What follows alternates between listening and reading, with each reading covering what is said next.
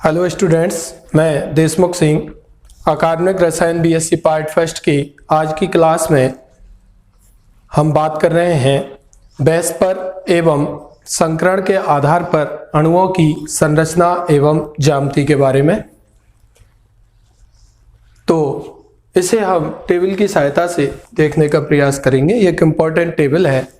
इसको देखने के बाद आप किसी भी अणु की ज्यामिति और संरचना को आसानी से स्पष्ट कर पाएंगे। यहां पर इस टेबल में जैसा कि आप देख पा रहे होंगे कि मैंने सबसे पहले n का मान लिखा है, दूसरा मैंने लिखा है संकरण का प्रकार क्या है, तीसरा मैंने लिखा है ज्यामिति, चौथा मैंने लिखा है bond pair plus lone pair. Bond pair से मतलब है बंधी इलेक्ट्रॉन युग्म और लॉन पेयर से मतलब है अयुग्मित इलेक्ट्रॉन युग्मों की संख्या। फिर मैंने लिखा है संरचना और कुछ उदाहरण मैंने यहां पर इस टेबल में लिखे हैं। तो सबसे पहले टेबल का जो फर्स्ट कॉलम है जिसमें लिखा हुआ है n का मान, यहां हम n के मान की यदि बात करें तो n से मतलब यह है कि n कैसे हमको कैलकुलेट करना है वो मैं लास्ट वीडियोज में आपको बता चुका था और वहां से हम संकरण को ज्ञात कर रहे थे। तो n का मान ज्ञात करने के लिए हमारे पास एक फॉर्मूला था, n = केंद्रीय परमाणु के संयोजकता कोष में जुड़े हुए संयोजकता कोष में उपस्थित इलेक्ट्रॉनों की संख्या प्लस जुड़े हुए एक संयोजी परमाणुओं की संख्या प्लस माइनस आवेश बटे 2। उस फॉर्मूले में किस तरीके से हमको काम में लेना है लास्ट वीडियोज में मैं डिस्कस कर चुका हूं। वहां से हमारे पास n के डिफरेंट मान हमको प्राप्त हो जाते हैं। मान लीजिए वहां से n का मान हमारे पास 2 आ सकता है, 3, 4, 5, 6 और 7 आ सकता है। यदि वहां से n का मान किसी भी अणु में पूर्ण संख्या ना हो करके, यदि फुल इंटीजर वैल्यू ना हो करके दशमलव में आ रहा होता है तो हम उसे अगले होल इंटीजर में कन्वर्ट कर देते हैं। मान लीजिए 2.5 आया तो हम उसे 3 में कन्वर्ट करेंगे, मान लीजिए 4.5 आया तो हम उसे 5 में कन्वर्ट करेंगे। तो ये बात हुई कि ये n का मान कहाँ से आया है, उसको मैंने आपको बता दिया कि जो मैंने संकरण के प्रकार को निर्धारित करने के लिए फॉर्मूला काम में लिया था वहां से n का मान मैंने यहाँ लिया है। दूसरा मैंने लिखा है संकरण का प्रकार, तो वहां भी मैंने बताया था कि जब n का मान 2 हो तो संकरण हमारा होता है sp, और इस sp संकरण में भाग लेने वाले कक्षक जो मैंने यहाँ लिख रखे हैं वो पिंक कलर में वो है जो इस संकरण की क्रिया में परमाणु कक्षक भाग ले रहे हैं। यहाँ पर s और p जड़ कक्षक आपस में अतिव्यापन करते हैं, ठीक है, संकरण की क्रिया में भाग लेते हैं। कैसी ज्यामिति बनती है sp संकरण में? रेखीय। जब n का मान हमारा उस फॉर्मूले में रख के 3 आए तो संकरण हमारा होता है sp2। यहाँ पर भाग लेने वाले कक्षक होते हैं spx py और ज्यामिति sp2 संकरण में बनती है हमारी त्रिकोणीय समतलीय। यदि मैं बात करूं रेखीय ज्यामिति की तो रेखीय ज्यामिति को मैं इस तरीके से दिखा सकता हूं कि ये 2 एटम यहाँ पर आपस में एक दूसरे के साथ एक सीधी रेखा में जुड़े हुए हैं, ये हमारी रेखीय ज्यामिति को प्रदर्शित करेगा। यदि मैं बात करूं sp2 संकरण की तो वहां त्रिकोणीय समतलीय ज्यामिति कुछ इस तरीके से होगी। यहाँ आप देख सकते हैं एक त्रिकोण बन रहा है, यदि इन तीनों को मैं मिलाऊंगा तो एक त्रिकोण बन जाएगा। ये होगी हमारी एक त्रिकोणीय समतलीय ज्यामिति, ठीक है। अब हम बात करते हैं n = 4 में संकरण आता है sp3, जहां पर हमारा जो कक्षक होते हैं वो होते हैं s px py और pz। ज्यामिति जो होती है वो हमारी होती है चतुष्फलकीय। यदि n का मान हमारे फॉर्मूले में रखने के बाद आता है 5 तो हमारा संकरण होता है sp3d और वहां पर भाग लेने वाले कक्षक होते हैं हमारे s px py pz और dz²। उस स्थिति में जो हमारी ज्यामिति होती है वो त्रिकोणीय द्विपरिमीय होती है। जो हमारी चतुष्फलकीय ज्यामिति होती है उसको हम कुछ इस तरीके से रिप्रेजेंट कर सकते हैं जैसे कि मैं पिछले वीडियोज में भी दिखा चुका हूं। यदि हम बात करें त्रिकोणीय द्विपरिमीय ज्यामिति की तो त्रिकोणीय द्विपरिमीय ज्यामिति को कुछ इस तरीके से दिखाया जा सकता है। ये होता है आपका त्रिकोण और ये ऊपर और नीचे वाली स्थितियां ये होती हैं हमारी अक्षीय स्थितियां और ये होती हैं हमारी निरक्षीय स्थितियां। ये होता है हमारा त्रिकोणीय द्विपरिमीय ज्यामिति। अब हम बात करें n = 6 में हमारा आता है sp3d2। वहां पर भाग लेने वाले कक्षक s px py pz और dz² और dx² - y² होते हैं। ज्यामिति होती है हमारी अष्टफलकीय और अष्टफलकीय ज्यामिति को मैं कुछ इस तरीके से दिखा सकता हूं। ये तो है हमारा एक स्क्वायर प्लेनर वर्ग समतलीय इसे हम कहेंगे, ठीक है। यहाँ बीच में होता है केंद्रीय परमाणु इसमें, और इससे यदि एक ऊपर और एक नीचे इस तरीके से जुड़ जाए, ये अगर स्थिति आ जाए आपके सामने ये वाली स्थिति, तो इस वाली स्थिति को जैसे आप न्यू देखेंगे तो ये ऐसा दिखाई देगा आपको। सामने से। यदि आप ऐसे देखेंगे ये वाली स्थिति आपको, ये वर्ग समतलीय है और यहाँ से एक ऊपर और एक नीचे इस तरीके से दिखाया जाए तो वो होता है हमारा अष्टफलकीय, जिसको आप कुछ इस तरीके से रिप्रेजेंट करते हैं। यदि मैं एक सिंपल अष्टफलक की बात करता हूं तो ये हो गया हमारा वर्ग समतलीय और एक ऊपर और एक नीचे, तो ये वर्ग समतलीय वाली स्थिति है। और इसमें एक ऊपर और एक नीचे लगा दें तो ये वाली स्थिति आपकी कैसी बन के आती है, ये वाली स्थिति अष्टफलकीय बन जाती है। ठीक है, बात करते हैं हम n = 7 में हमारा संकरण आता है sp3d3, जहां पर भाग लेने वाले कक्षक s px p/pz dx/dy और dxz होते हैं और ज्यामिति हमारी होती है पंचभुजीय द्विपरिमीय। उस पंचभुजीय द्विपरिमीय को हम कुछ इस तरीके से रिप्रेजेंट कर सकते हैं। ये हमारा एक पंचभुज है, यहाँ पर आपको इसमें 5 रेड एटम्स दिखाई दे रहे होंगे, ये पंचभुज है। और इस पंचभुज में एक ऊपर और एक नीचे इस तरीके से यदि जुड़ जाए तो वो हमारा कहलाता है पंचभुजीय द्विपरिमीय ज्यामिति, जिसको आप कुछ इस तरीके से देख सकते हैं।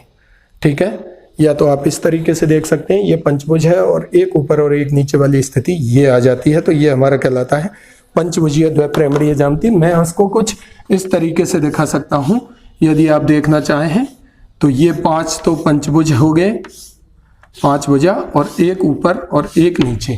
ऊपर नीचे को थोड़ा टेढ़ा करके इसलिए बनाया जाता है, ये पंचभुज है जिससे कि ऊपर वाले से वो मैच नहीं हो जाए, इसमें एक ऊपर और एक नीचे जुड़ जाए तो ये होता है हमारा पंचभुजीय द्विपरिमीय। यहां तक की बात होने के बाद हम n का मान कैसे कैलकुलेट करेंगे, मैंने फॉर्मूला बता दिया।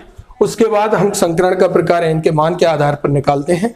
2 मान आए तो 2 कक्षक भाग ले रहे हैं, 3 आए तो 2p और 1s, 4 आए तो 1s और 3p, 5 आए तो 1s 3p और 1d, 1 और 3 4 और 1 5, 2 और 3 5 और 1 6, ऐसे भी आप देख सकते हैं 3 3 6 और 1 7। ठीक है, इस संकरण से हम ज्यामिति निर्धारित कर लेते हैं। अब हम बात करते हैं आगे की, किसी भी, यहां तक की बात हो गई संकरण से। ठीक है, संकरण से हम किसी भी अणु की ज्यामिति की आसानी से व्याख्या कर सकते हैं। अब हम बात करें कि क्या किसी अणु की ज्यामिति और संरचना समान हो सकती है, तो उसके लिए वेस्पर ने बताया था कि अणु की ज्यामिति और संरचना समान भी हो सकती है और भिन्न भिन्न भी हो सकती है। इस बात पर निर्भर करता है कि अणु में बॉन्ड पेयर के साथ साथ लोन पेयर कितने हैं। यदि लोन पेयर एब्सेंट है तो उस अणु की ज्योमेट्री और स्ट्रक्चर समान होती है, ज्यामिति और संरचना क्या होती है, समान होती है। और यदि अणु में बॉन्ड पेयर के साथ साथ लोन पेयर भी है तो उसकी ज्यामिति और संरचना 100% अलग अलग होती है। तो आइए हम चलते हैं अब आगे इस टेबल में कि मान लीजिए किस संकरण में कितनी स्थितियां हो सकती हैं, वो आपके सामने मैंने यहाँ टेबल में क्लियर की हैं। लास्ट वीडियोज में मैं आपको sp3 और sp3d की जो ज्यामिति की संरचना बनी थी वो मैं आपको एक्सप्लेन कर चुका हूं। वैसे मैं यहाँ समेकित आपको एक्सप्लेन कर रहा हूं कि यदि बॉन्ड पेयर और लोन पेयर संकरण हो हमारा sp, वहां केवल एक ही स्थिति बनती है 2 + 0, वहां कोई स्थिति इसके अलावा नहीं बनेगी, क्योंकि 2 एटम्स हमेशा रेखीय मैनर में ही जुड़े होते हैं। उसके अलावा कहीं भी किसी भी तरीके से वो और किसी संरचना का निर्माण नहीं कर सकते। इस प्रकृति में ज्ञात जितने भी द्विपरमाणु अणु हैं, द्विपरमाणु अणु चाहे वो समनाभिकीय हो या विषमनाभिकीय हो, जैसे मान लीजिए H2 है, Cl2 है, Br2 है, N2 है या HCl है।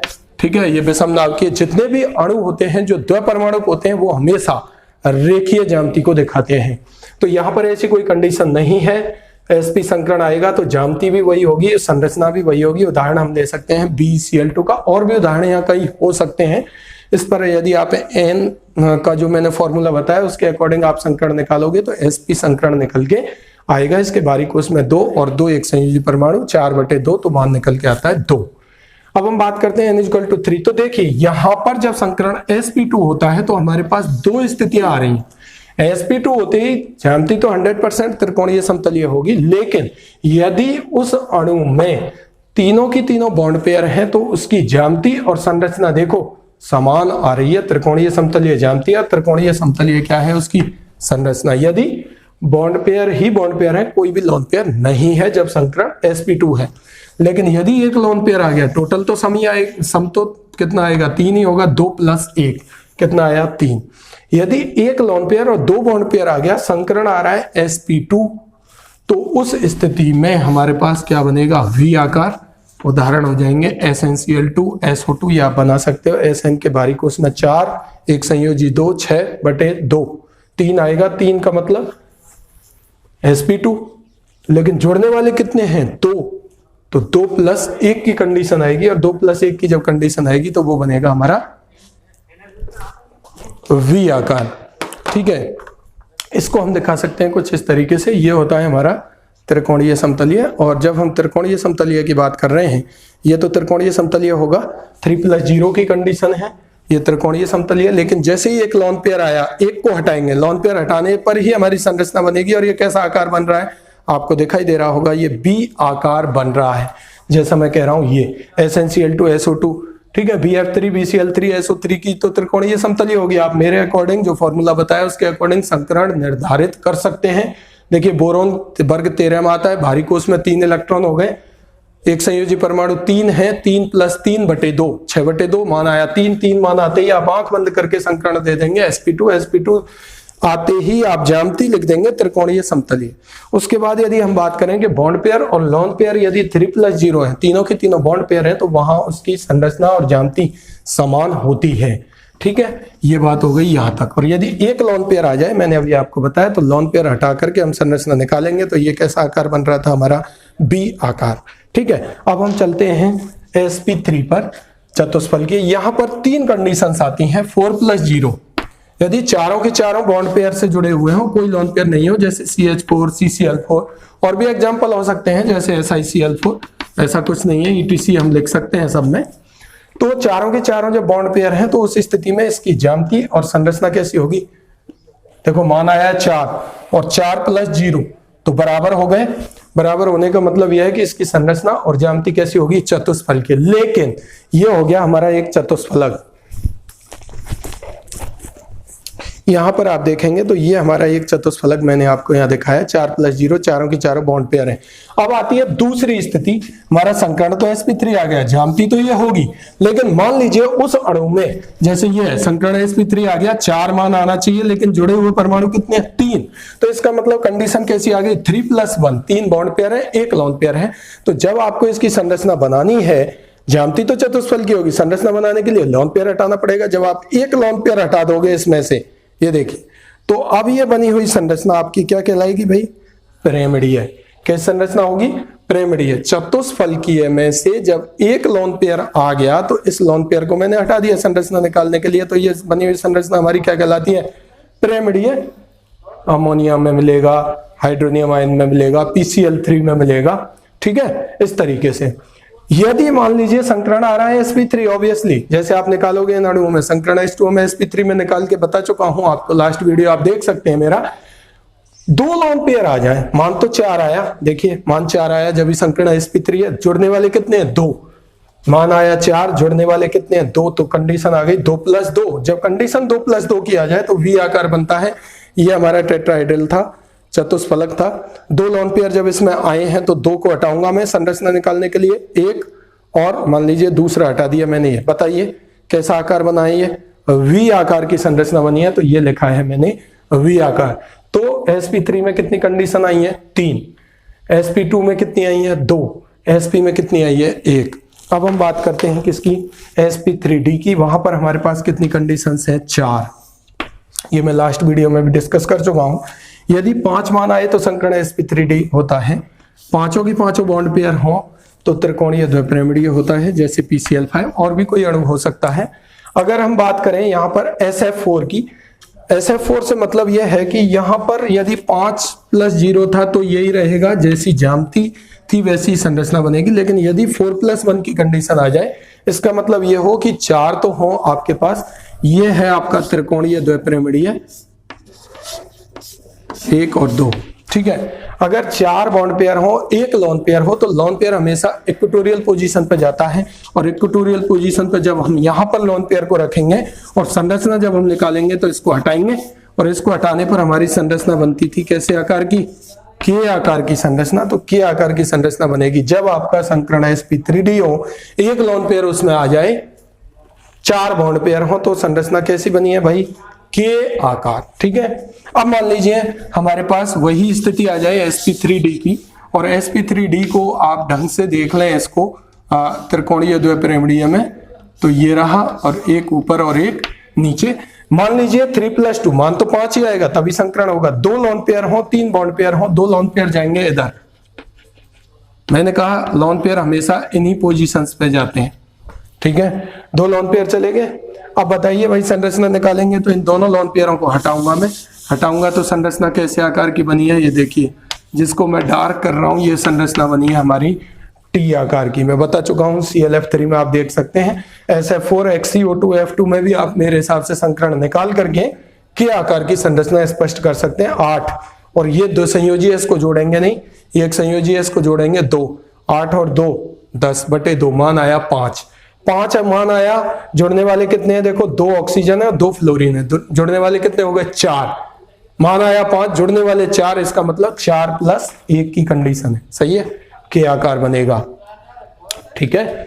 ऐसे हम दिखा सकते हैं, ऐसे ClF3 दिखा है। यदि कंडीशन sp3d में ये आ जाए कि 3 लोन पेयर आपके पास हो, कितने हो 3 लोन पेयर हो, तो देखिए 3 लोन पेयर हमेशा लोन पेयर इक्वेटोरियल पे जाएगा, 1 2 और 3, और जब आपको संरचना निकालनी है तो इन तीनों को हटाना पड़ेगा, और हटाएंगे तो ये संरचना कैसी निकल के आएगी, रेखीय। HCF2 में भी आप देख सकते हो ICl2- I3- रेखीय संरचना के होते हैं, जहां पर संकरण हमारा sp3d होता है।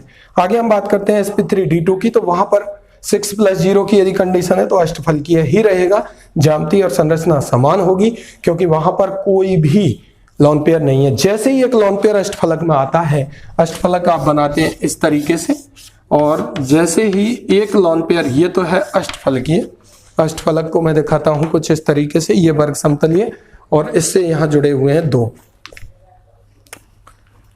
ठीक है। ये स्थिति आती है अष्टफलकीय की। जैसे ही एक लोन पेयर यहां पर आएगा तो ये एक लोन पेयर आने की वजह से यहां से हम इसको हटाएंगे, और इसको हटाने के बाद जो संरचना बनेगी, इस संरचना को हम बोलते हैं वर्ग पिरामिडीय। एक तो होता है स्क्वायर और उससे एक ऊपर जुड़ा होता है, उसे हम बोलते हैं वर्ग पिरामिडीय। जैसे आप इसमें निकालोगे तो वर्ग पिरामिडीय आएगा। देखिए कैसे, इसके बाहरी कोष में उत्कृष्ट गैस है 8, ये 2 संयोजी है, जोड़ेंगे नहीं, एक संयोजी, क्योंकि फॉर्मूले में एक संयोजी था, यहाँ जोड़ेंगे 4, आवेश को N/2, 12/2, मान आ गया 6, मान आया 6, जोड़ने वाले कितने 4 और 1 5। जैसे ही मान 6 आए तो संकरण होगा sp3d2, जोड़ने वाले कितने 4 और 1 5, तो कंडीशन आ गई 5+1 की।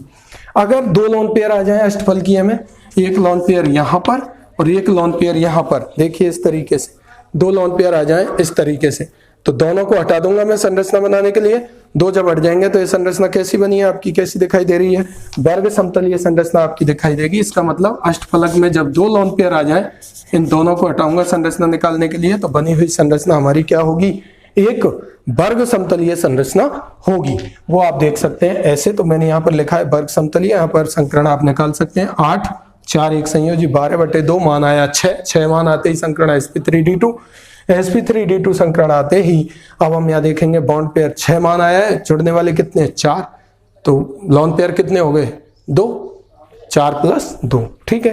अब हम बात करते हैं संकरण sp3d3 की।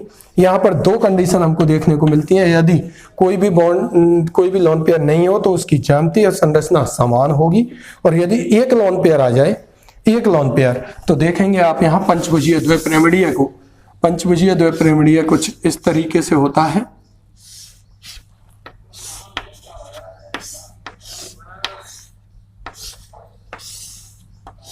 ये रहा, जैसे ही एक लोन पेयर आएगा, जिसको मैं कुछ इस तरीके से रिप्रेजेंट कर रहा था, ये पंचभुज आपका था यहाँ पर, और इससे 2 ये जुड़े हुए थे, ये रहे, ठीक है। ये वाली स्थिति जैसे ही आएगी, ये पंचभुज आपको ऐसे दिखाई दे रहा होगा, ये वाली स्थिति। तो एक लोन पेयर आते ही एक बॉल को मैं हटाऊंगा, और एक बॉल को जैसे मैं एक एटम को यहाँ से हटाऊंगा, ये लो एक लोन पेयर, यदि सातों के सातों बॉन्ड पेयर हैं जब तो पंचभुजीय द्विपिरामिडीय रहेगा, जैसे IF7 में रहता है। लेकिन एक लोन पेयर को जैसे मैं यहाँ से हटाऊंगा, तो हटाने के बाद जो ये संरचना बनेगी, इस संरचना को हम बोलते हैं डिस्टॉर्टेड ऑक्टाहेड्रल, जिसे हम हिंदी में बोलेंगे विकृत अष्टफलकीय रूप, ठीक है। क्यों बोला है विकृत अष्टफलकीय, उसका कारण है क्योंकि यहाँ पर बॉन्ड बने हुए हैं 6, और अष्टफलक में भी कितने बॉन्ड बनते हैं 6, इसलिए हमने इसको बोला है विकृत अष्टफलकीय। यदि हम XCF6 में इसको देखें, XC हमारा जीनोन है, जीनोन उत्कृष्ट गैस होता है, इसके बाहरी कोष में इलेक्ट्रॉनों की संख्या 8, एक संयोजी परमाणु जुड़े हुए हैं, इससे 6, अब इसको n/2 मान आया 14/2, मान आया 7 आते ही संकरण कौन सा हो गया भाई, sp3d3। जोड़ने वाले एटम कितने हैं, 6, तो कितना हो गया, बॉन्ड पेयर तो हो गए 6, लोन पेयर कितना रह गया, 1, इसलिए मैंने लिखा है 6 + 1। उस स्थिति में इसकी ज्यामिति तो पंचभुजीय द्विपरिमाणीय होगी, क्योंकि ज्यामिति हम संकरण से निर्धारित कर रहे हैं, लेकिन संरचना बदल जाएगी। क्यों, क्योंकि इसके पास एक लोन पेयर आ चुका है।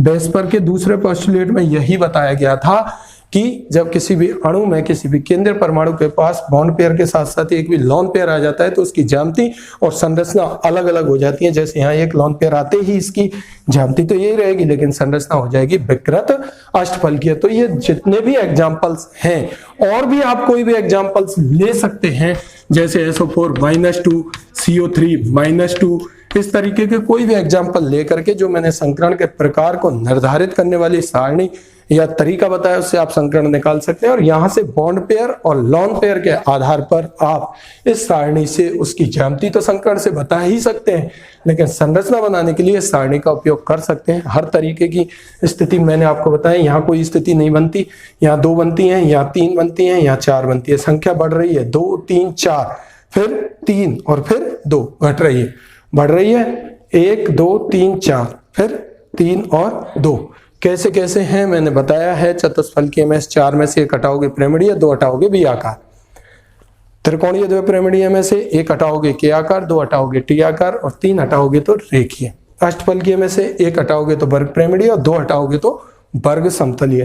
पंचभुजीय द्विपिरामिडीय में से 1 हटाओगे तो विकृत अष्टफलकीय। मैंने आपको मॉडल से भी संरचना बना करके बताया। डिफरेंट एग्जाम्पल को संकरण के आधार पर सॉल्व कर सकते हैं।